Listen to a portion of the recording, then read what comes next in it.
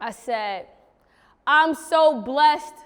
My grandmother's prayers are still working from her grave. So blessed. I lost God and found God, and his protection stayed the same. So blessed. I get paid from words I wrote on a page. Alhamdulillah, praise be to God. I know I ain't a saint, but I'm working.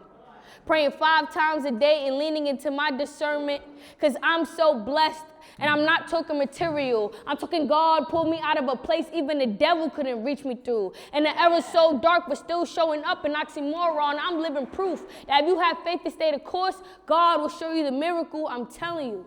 I got a spiritual advantage, a village that prayed for me when I convinced myself I was damaged, throwing shots at the dark, didn't know where I would land at, but I slowly realized that God is the best planner. I'm so blessed that I love everyone no matter who/what they believe in. Because God gifted me with a heart of generosity, so blessed. I see people for who they can be. And I never look at another human with an eye of envy, because there's room for all of us to be great. I'm so blessed. I be legendary, evolving, soft, and sincere, eager, and devoted.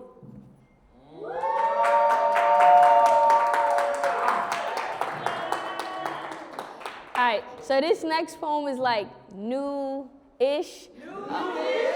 I just got it committed to memory, so I've been performing it more, so yeah. My life is a pastoral tradition, which is to say I found the sanctuary in myself long before I fumbled upon the language needed to speak to God. Homosexuality has never had a home here.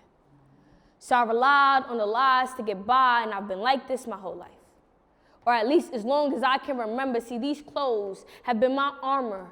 Used to shop in my brother's closet before I had the autonomy to buy my own. I like my shirts big enough to hide my breasts, but tight enough that I don't get scolded when I enter the girl's bathroom. These clothes have made me a target for homophobia in my own household. Wasn't enough just being comfortable in my skin, spent years covered it in a corner even after being pushed out the closet, because coming out ain't always met with congratulations.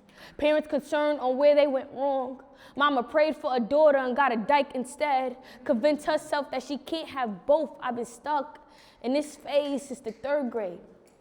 Loved women long before I had the language, made myself target. Because when you dress this way, you can't hide your gay, only deny it, and denial is the gateway to depression, because suppressing yourself to be palatable for someone else will leave you sinking, and I sunk. Yes, I did, because I was just a kid when I had to leave my home into a world unknown to make a name for myself. Because when I started exploring my sexuality, most of my family turned their back on me because the golden child then fell in love with the rainbow. You already know how that saying goes. Every family has a black sheep, and I became that at 13. So when you see me with my head high, just know these shoulders hold weight. And if you look deep behind this big smile, you'll see that I'm still fighting to this day. And who wins the war when you and your enemy share the same face? When you try to pray the gay away, but it never worked. When you try to mask the pain with rage, but it will forever hurt. Poet would never be princess enough for a fairy tale ending. The glass slipper has always been a pair of sneakers. I was always wearing a suit. So please, don't put me in a dress at my funeral. Don't mention the boyfriend I had in 3rd grade. Tell them how I loved women who loved women. And I loved them so much that it cost me everything. Thank you.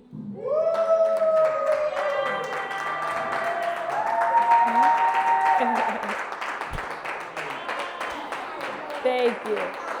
Thank you.